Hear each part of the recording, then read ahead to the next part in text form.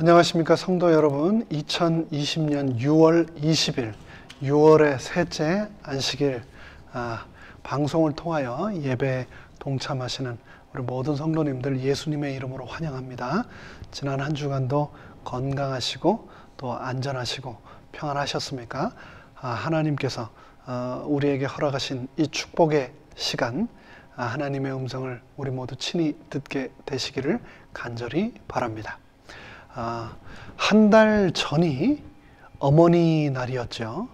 근데 그 어머니 날이 엊그저께 같은데 벌써 이렇게 시간이 되었습니다. 내일은 바로 아버지 날입니다. 그래서 내일 아버지 날을 맞아 오늘은 주는 우리 아버지시라 라는 제목으로 말씀을 드리고자 합니다. 성령님께서 이 시간 우리 마음속에 친히 말씀하여 주시고 또 은혜 주시기를 간절히 바랍니다. 다 함께 머리 숙여 기도 드림으로 예배를 시작하겠습니다. 하늘에 계신 저희들의 아버지 하나님, 하나님께서 우리를 이 땅에 창조하셨고 또 육신의 아버지를 통하여 이 땅에서 우리가 호흡하며 생명을 영위할 수 있도록 은혜 주셔서 감사드립니다. 성경 말씀을 통하여서 우리의 육신의 아버지 그리고 또 하늘에 계신 아버지를 다시 우리가 생각할 때에 얼마나 크신 그 놀라우신 은혜인가를 다시 한번 깊이 생각하는 축복의 시간 되도록 이 시간 인도하여 주시옵소서. 성령님을 통하여서 친히 이 방송을 통하여 예배에 임하시는 주의 사랑하는 모든 아들과 딸들에게 친히 말씀하여 주시옵기를 예수님의 이름으로 간절히 기도드리옵나이다. 아멘. 오늘의 본문은 이사야 63장 16절의 말씀이 되겠습니다. 이사야 63장 16절의 말씀을 제가 읽겠습니다. 주는 우리 아버지시라. 아브라함은 우리를 모르고 이스라엘은 우리를 인정치 아니할지라도 여호와여, 주는 우리의 아버지시라. 상고부터 주의 이름을 우리의 구속자라 하셨거늘. 한국은 5월 8일이 어버이날이라고 지정되어 있어서 하루에 아버지와 어머니, 부모님의 은혜와 사랑을 이렇게 기억하는 날로 지키고 있습니다만 미국에서는 어머니 날과 아버지 날을 따로 지키고 있습니다. 미국은 전 세계적으로 아버지 날을 따로 이렇게 지키고 있는 몇 안 되는 나라 중 하나입니다.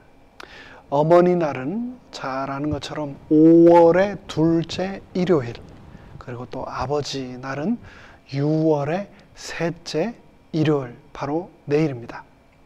어머니 날과 아버지 날은 차이점이 있습니다. 어머니 날에는 모든 상가들이 어머니날 선물을 사려는 손님들로 북적이고 식당들도 다 만석이 되지만 아버지 날에는 대부분 그냥 평상시 일요일처럼 지나갑니다. 내일은 어떨지 모르겠네요. 사람들이 어머니날 선물비에 돈을 더 많이 쓸까요? 아버지날 선물비에 돈을 더 많이 쓸까요? 두 말하면 잔소리죠.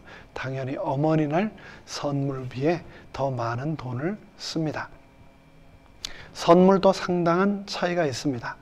어머니날 선물은 보석류가 가장 많이 팔린다는데 아버지날 선물은 홈디포에서 도라이버나 벤치 같은 거 담은 툴세트 정도, 그런 것들이 아버지날 선물 정도라고 보면 될 것 같습니다. 미국 아버지들은 그래서 이렇게 툴박스, 툴셋 이런 거를 많이 받는다고 하는데 이 한국 아버지들은 보니까요, 툴셋 말고 이 코리아타운 이 신문이나 방송, 라디오 같은 거, TV를 보면 툴셋 말고 보약, 영양제 선물이 제일 많이 나가나 봅니다. 아마도 한국 아버지들은 고생을 너무 많이 해서 골병 나신 분들이 많아서 그런 건 아닌가, 그런 생각도 듭니다. 어머니 날에는 가장 많은 장거리 전화 통화 수가 올라가는 반면 아버지 날에는 전화를 받는 사람이 돈을 내는 수신자 부담, 콜렉트 콜이 또 가장 많은 날이라고 합니다. 어머니 날에는 카네이션 꽃을 가슴에 달아 드리고 아버지 날에는 빨간 장미를 달아 드린다는데 내일 꼭 우리 아버지들 가슴에 빨간 장미꽃이 달리기를 바랍니다.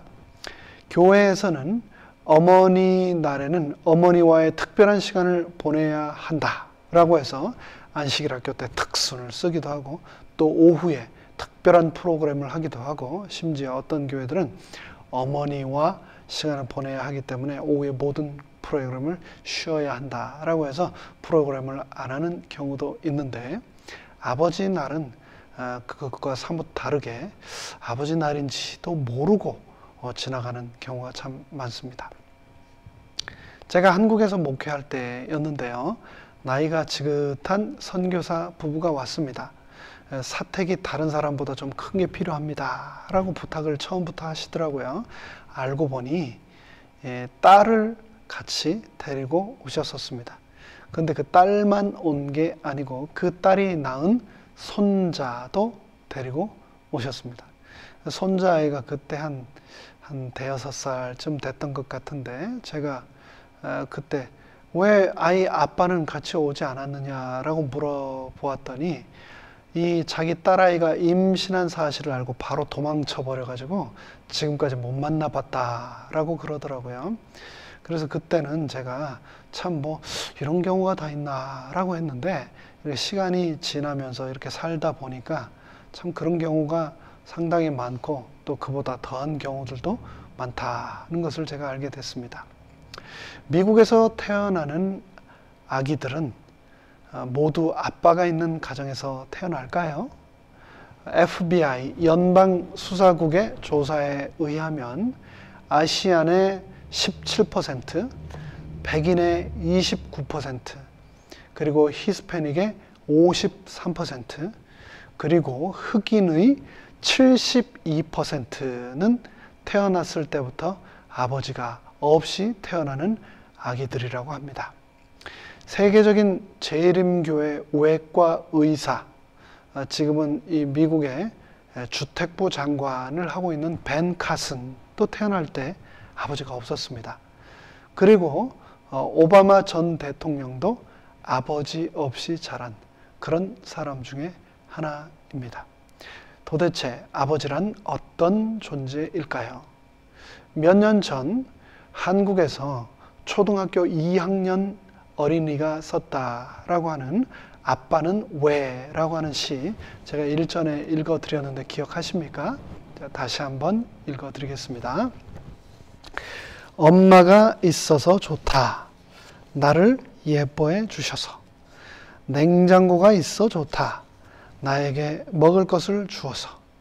강아지가 있어 좋다. 나랑 놀아 주어서. 아빠는 왜 있는지 모르겠다. 아빠들이 떠나버리고 아이들이 남겨지고 수많은 엄마들이 버려지고 세상에 이런 불행들은 왜 존재하는 것일까요?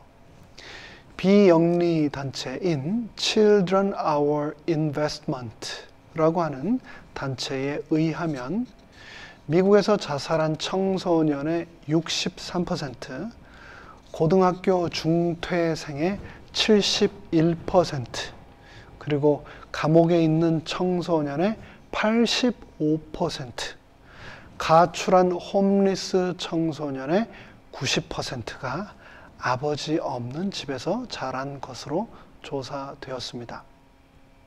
정신건강연구소의 로렌 모센이라고 하는 박사는 미국 인구조사 자료를 분석한 결과 빈곤보다 범죄에 더 큰 영향을 미치는 범죄 제1 요인은 바로 아버지의 부재이다 라는 것을 발표했습니다. 하나님을 믿는 크리스찬 청소년뿐 아니라 모든 청소년에 대한 연구에서 돈, 교육, 그리고 또 영양식 혹은 쾌적한 주거 환경이 아닌 father connection, 아버지와의 결속, 이것이 자녀들의 건강과 성장과 행복에 가장 중요한 결정적인 요인이다라고 하는 사실이 계속해서 여러 연구들을 통하여 과학적으로 드러나고 있습니다.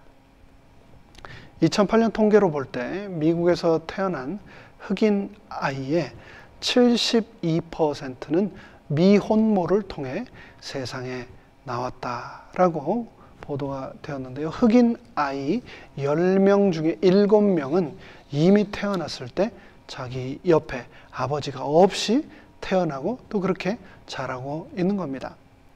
230만 명 이상의 미국 흑인 소년들이 아버지 없는 집안에서 자라고 있고, 이 가운데 40%는 극빈 가정이며 고등학교 졸업생 비율이 그래서 50%도 되지 않고, 84만 명이 그래서 감옥에 가 있고, 에이즈로 죽는 흑인 남자 숫자는 그래서 백인보다 무려 9배나 높다라고 합니다.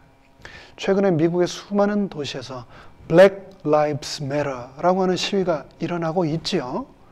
왜 흑인들이 그렇게 많이 경찰들의 총에 맞아 죽어갈까요? 왜 감옥에 흑인들이 그렇게 많을까요? 왜 길에 있는 거지나 홈리스들 가운데 흑인들이 많을까요? 그에 대한 답을 우리는 그들의 아버지의 부재에서도 찾을 수 있다라는 것을 우리는 여러 조사들을 통해서 발견하게 됩니다. 그러나 육신의 아버지 없이 혹은 육신의 아버지와 떨어져 지낸다라고 해서 모두 이렇게 험난한 인생을 살아가는 것은 결코 아닙니다. 조금 전에 말씀드린 것처럼 백인 어머니와 흑인 아버지 사이에서 태어난 오바마 대통령도 아버지가 없었습니다. 하지만 그의 어머니와 조부모를 통해서 하나님 아버지를 만난 후 그는 미국 역사를 새롭게 쓴 최초의 흑인 대통령이 되지 않았습니까? 한때 대선 후보였던, 지금은 미국 주택부 장관인 벤 카슨도 마찬가지입니다. 디트로이트 빈민가에서 아버지 없이 그도 자랐습니다. 그렇지만 그에게 육신의 아버지는 없었지만 어머니로부터 배운 하나님 아버지를 굳게 붙잡고 세상에서 꼭 필요한 인물로 성장하겠다던 결심에 그는 결국 세계 최고의 외과 의사가 되었고, 지금은 미국 정계에서 정말 왕성하게 활동하는 정치인이 되지 않았습니까? 성경은 아담 이래로 우리에게 또 다른 아버지가 계시다고 소개하고 있습니다. 누가는 자신의 책 누가복음 3장에서 예수님의 족보를 거슬러 올라가다가 이렇게 맺고 있습니다. 누가복음 3장 23절부터 말씀입니다. 예수께서 가르치심을 시작할 때에 30세쯤 되시니라. 사람들의 아는 대로는 요셉의 아들이니 요셉의 이상은 헬리요, 그 이상은 맏다시요, 그 이상은 레위요, 그 이상은 멜기요, 그 이상은 안나요, 그 이상은 요셉이요, 그 이상은 에노스요, 그 이상은 셋이요, 그 이상은 아담이요, 그 이상은 하나님이시니라. 예수님의 족보 맨 꼭대기에 하나님이 계십니다. 우리 육신의 아버지, 우리의 족보 맨 위, 그 마지막에 하나님 아버지가 계시다고 말하고 있는 겁니다. 시작할 때 읽었던 말씀, 이사야 63장 16절은 말씀합니다. 주는 우리 아버지시라. 아브라함이 비록 나를 모른다라고 하고 이스라엘이 나를 인정하지 않는다 할지라도 여호와는 나의 아버지시다. 그분은 나의 구속자이시다라고 이사야는 기록하고 있는 겁니다. 말라기 2장 10절은 또 이렇게 기록하고 있습니다. 우리는 한 아버지를 가지지 아니하였느냐? 한 아버지의 지으신 바가 아니냐? 그렇습니다. 우리가 지금 Black Lives Matter라고 길에서 시위를 하고 경찰을 개혁하겠다고 분주하게 법안을 개정하고 또 과오를 저지른 경찰들을 해고하고 감옥에 넣고 있는데, 지금 이 시대에 우리가 정말 기억해야 하는 그 말씀은 우리는 모두 다 한 아버지의 자녀이다라는 겁니다. 그리고 그 아버지는 바로 우리의 하나님 여호와이시다라는 거죠. 그래서 시편 기자는 89편 26절에서 또 다음과 같이 노래했습니다. 주는 나의 아버지시요 나의 하나님이시요 나의 구원의 바위시라 하리로다. 그렇습니다. 하나님은 나의 아버지시고 나의 구원의 바위이시고 그분이 바로 나의 삶의 주인이시다라고 노래하고 있는 겁니다. 우리는 모두 다 두 분의 아버지를 가슴에 품고 살아갑니다. 그중 육신의 아버지를 통해서 우리는 이 세상에 빛을 보게 되었습니다. 육신의 아버지, 그분을 통하여 우리는 우리의 어머니를 또 만나게 되었습니다. 아버지들은, 우리 육신의 아버지들은 나와 우리 어머니와 우리 가족을 부양하고 영적으로 나를 양육하고 본이 되는 삶을 살기 위해 늘 노력하십니다. 그럼에도 불구하고 어떤 아버지들은 사단의 시험에 무릎 꿇기도 하고 또 실족하기도 했습니다. 그럴지라도 우리는 기억해야 합니다. 아버지는 우리와 같은 연약한 인간이시라는 것을 말입니다. 아버지는 정죄, 원망, 분노, 실망의 대상이 아니라는 것을 기억해야 합니다. 아버지들을 상처받고 인생의 무게와 중압감, 세상 짐에 짓눌린 그런 우리 아버지들을 위하여 우리는 기도해야 합니다. 혹 아버지가 비록 실족하고 우리에게 상처를 주셨다 할지라도 여전히 그분은 우리의 사랑을 받을 자격이 있는 분이요 공경의 대상이며 우리가 용서해야 할 분이시며 우리의 기도 속에 언제나 계셔야 하는 분이라는 것을 기억합시다. 그리고 결코 실족하지 않으시는 하늘에 계신 하나님 아버지가 나의 아버지가 되시겠다고 약속하셨다는 것을 또한 기억합시다. 요한일서 3장 1절은 그래서 다음과 같이 말합니다. 보라, 아버지께서 어떠한 사랑을 우리에게 주사 하나님의 자녀라 일컬음을 얻게 하셨는고. 하나님께서는 나의 하나님이시며 나의 아버지가 되시겠다라고 약속하셨습니다. 하나님은 우리 육신의 아버지를 통하여 하나님의 사랑을 우리가 더욱 알게 되기를 원하십니다.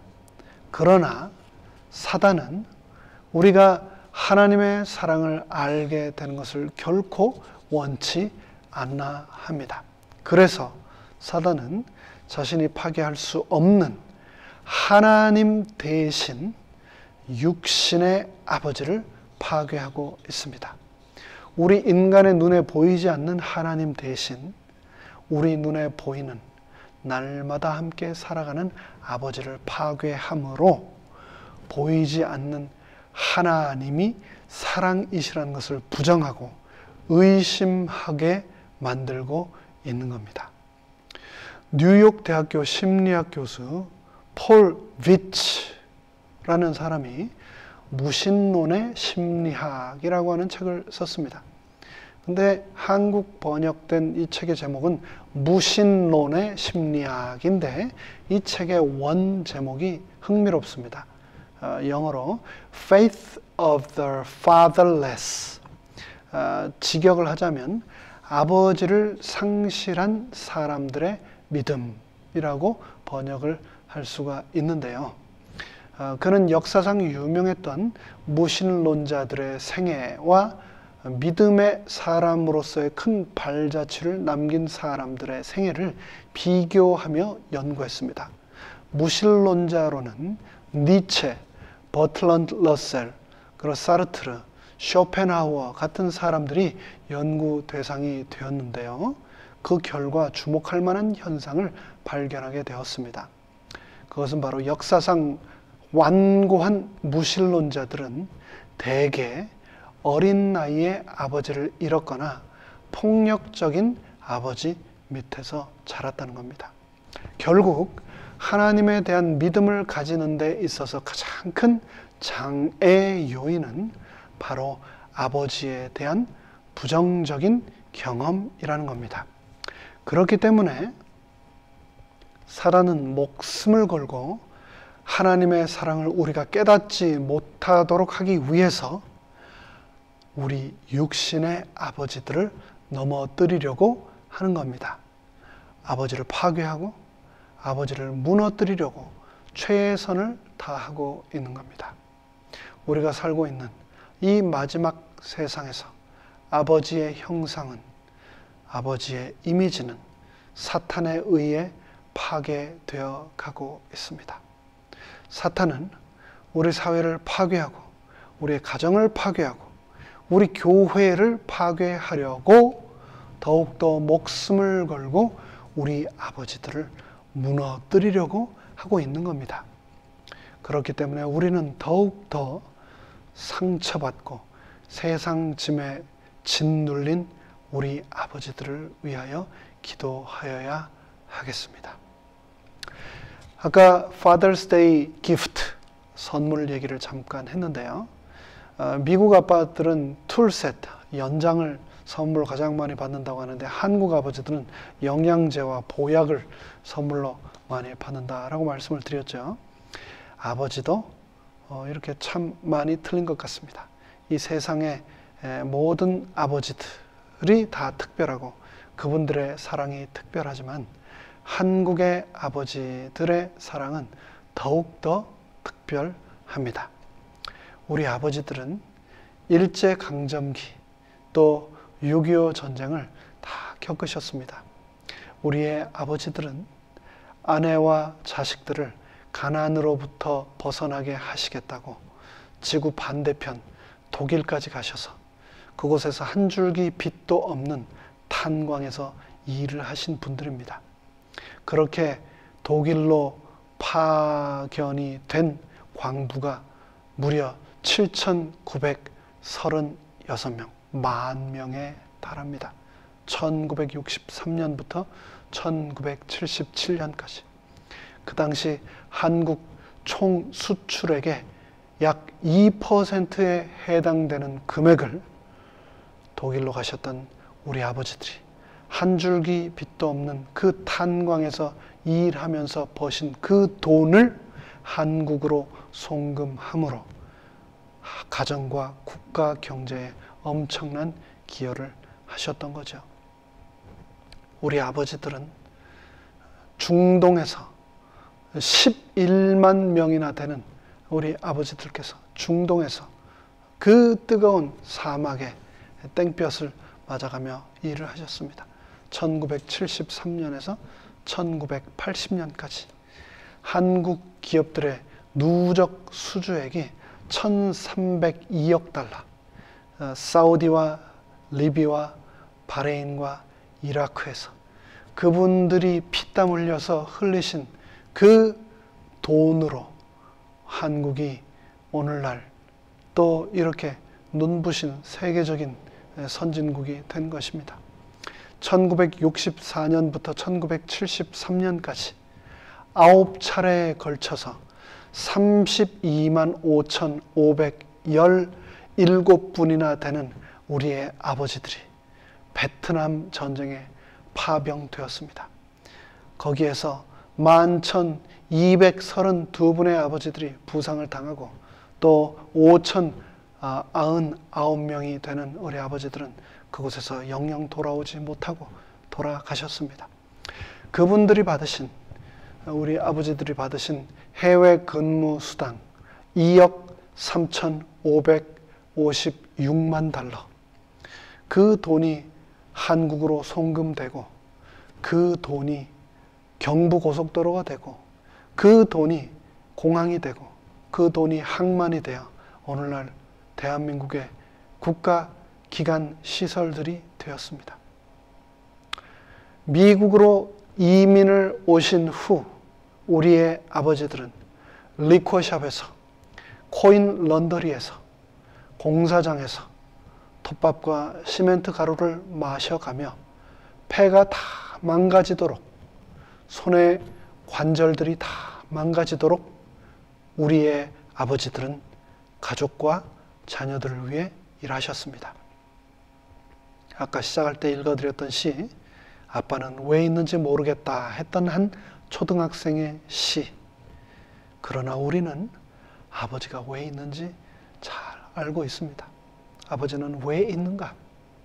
우리에게 모든 것을 다 주신, 우리를 위해 모든 것을 다 하신 하나님의 모습을, 하나님의 사랑을 우리에게 가르쳐 주시기 위해서 하나님은 우리에게 아버지를 보내주신 겁니다.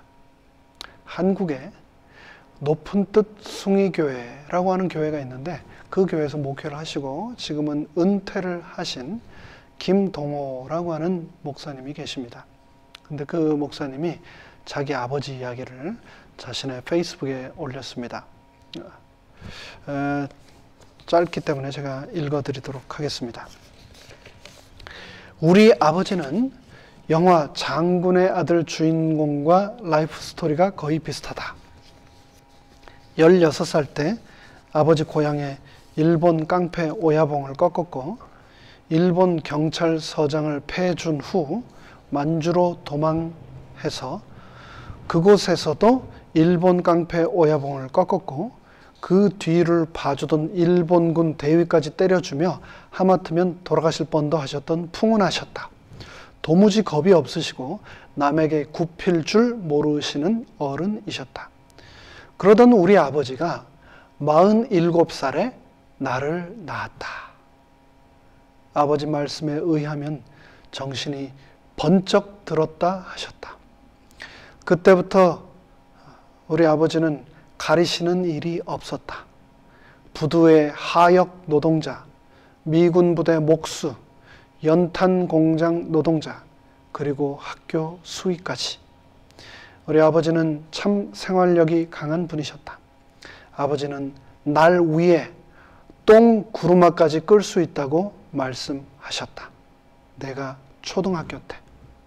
난 우리 아버지의 그 이야기를 평생 잊을 수 없다. 그 누구에게도 고개 숙이지 않고 무릎 꿇지 않던 아버지가 나 때문에 똥구르마까지 기꺼이 주저함없이 끄시겠다는 겁니다. 김현승이라고 하는 시인이 쓰신 시를 또 제가 잠깐 읽어드리겠습니다. 굳센 사람들도 바람과 같던 사람들도 집에 돌아오면 아버지가 된다. 어린 것들을 위하여 난로에 불을 피우고 그네의 작은 못을 박는 아버지가 된다. 저녁바람에 문을 닫고 낙엽을 줍는 아버지가 된다. 폭탄을 만드는 사람도, 감옥을 지키는 사람도, 술 가게에 문을 닫던 사람도 집에 돌아오면 아버지가 된다. 또 아버지라고 하는 시가 있어서요. 하나 더 읽어드리겠습니다. 아버지란 기분이 좋을 때 헛기침을 하고 겁이 날 때 너털 웃음을 웃는 사람이다. 아버지란 울 장소가 없기에 슬픈 사람이다. 아버지가 아침 식탁에서 성급하게 일어나서 나가는 장소, 그곳을 직장이라고 한다. 그 나가는 장소는 즐거운 일만 기다리고 있는 곳은 아니다. 아버지는 머리가 셋 달린 용과 싸우러 나간다. 그것은 피로와 끝없는 일과 직장 상사에게서 받는 스트레스다. 아버지란 자식을 결혼시킬 때 한없이 울면서도 얼굴에는 잔잔한 미소만 머금는 사람이다. 아들, 딸이 밤늦게 돌아올 때에 어머니는 10번 걱정하는 말을 하지만 아버지는 10번 현관을 쳐다보는 사람이다. 아버지란 돌아가신 뒤에도 두고두고 그 말씀이 생각나는 사람이다. 아버지란 돌아가신 후에야 비로소 보고 싶어지는 사람이다. 아버지의 웃음은 어머니의 웃음의 2배쯤 농도가 진하다. 그리고 아버지의 울음은 어머니의 울음의 10배쯤은 될 것이다. 아버지는 가정에서 어른인 채 해야 하지만 친한 친구나 마음이 통하는 사람을 만나면 금방 소년이 되는 사람이다. 아버지는 어머니 앞에서, 가족들 앞에서는 절대 기도하지 않지만 혼자 차 안에 남겨져 운전할 때 통곡의 기도를 하는 사람이다. 어머니의 가슴은 봄과 여름을 왔다 갔다 하지만 아버지의 가슴은 가을과 겨울을 오고 간다. 아버지, 그 이름은 뒷동산의 바위 같은 이름이다. 시골 마을의 느티나무 같은 크나큰 이름이다. 여러분, 이 시를 들으시면서 여러분의 아버지가 마음속에 떠오르셨기를 바랍니다. 한국의 한 기업에서 40개월 미만, 그러니까 이제 만으로 3살 이하의 아이들을 둔 젊은 아빠들에게 아동 학습 발달에 미치는 아빠의 역할이라고 하는 명목으로 몰래카메라를 실시했습니다. 설문지 내용이 이런 것들인데요. 아이가 제일 좋아하는 음식은 무엇인가요? 아이의 자는 모습을 지켜본 적이 있으신가요?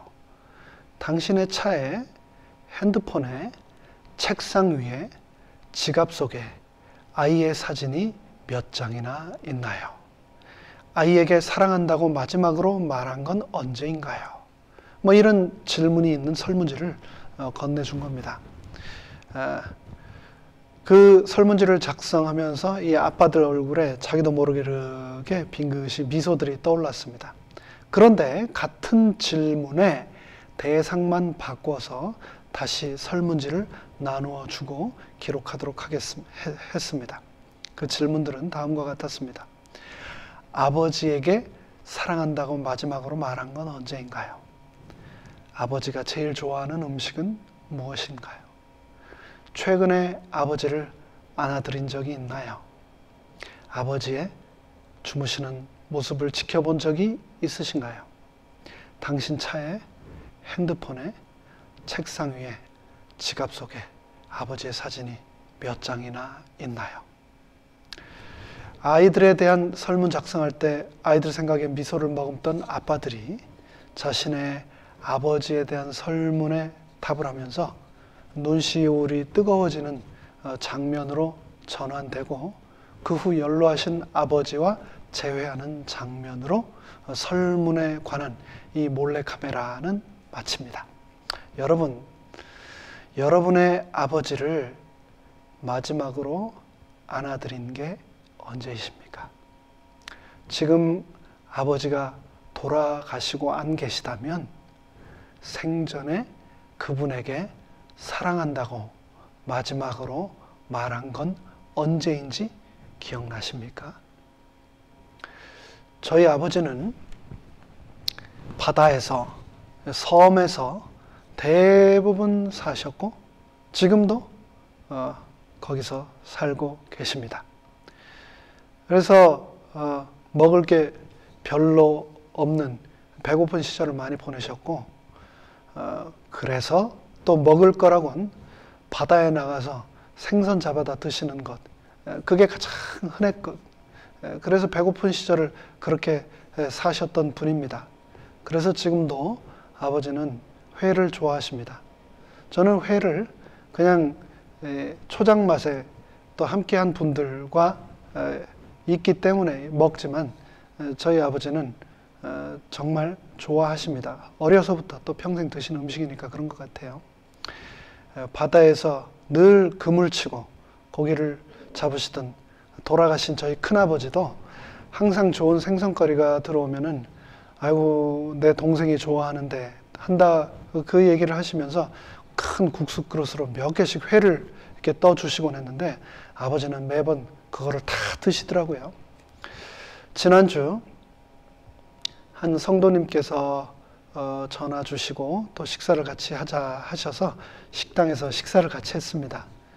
그런데 식당에서 회가 나왔습니다.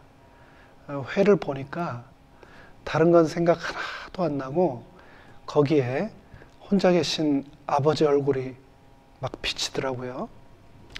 여러분의 아버지께서는 생전에 제일 좋아하시던 음식이 무엇이었습니까? 그리고 그 음식을 볼 때 여러분 아버지 생각이 나십니까?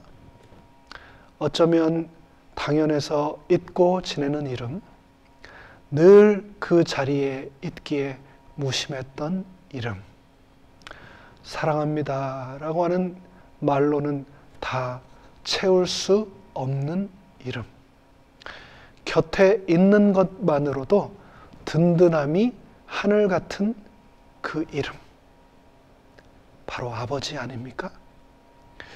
그 아버지를 위해서 꼭 기도할 수 있게 되기를 간절히 바랍니다.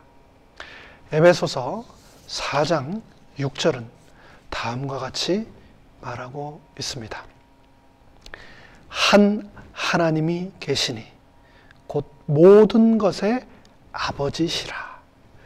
그분께서는 모든 것 위에 계시고 모든 것 속에 계시고 또 너희 모두 안에 계시느니라. 아버지 없는 세상, 하나님 아버지 없는 세상이 되도록 사단은 쉬지 않고 일하지만 하나님은 우리가 세상 어디에 있든지 무엇을 하든지 항상 우리를 위해 계실 것이고 우리를 지키실 것이고 우리를 도우실 것입니다. 그분께서 약속하셨습니다. 하나님 아버지의 사랑이 우리 마음 가운데 충만한 안식일, 그리고 내일 너무나도 행복하고 잊지 못할 축복의 Father's Day 되시기를 간절히 바라면서 말씀을 마치겠습니다. 다 함께 머리 숙여 기도하시겠습니다. 하늘에 계신 저희들의 아버지 하나님, 하나님께서 제 아버지가 되어주셔서 너무나 감사합니다. 그리고 하나님의 그 사랑을 내가 보고 만지고 느낄 수 있도록 나의 육신의 아버지를 주셔서 너무나 감사합니다. 여태까지 주기만 하셨던 그 육신의 아버지에게 오늘 그리고 또 내일은 우리가 드릴 수 있는 그런 특별한 날이 되도록 하나님 우리를 축복하여 주시옵소서. 우리의 아버지 되시는 하나님의 이름으로 간절히 기도드리옵나이다. 아멘.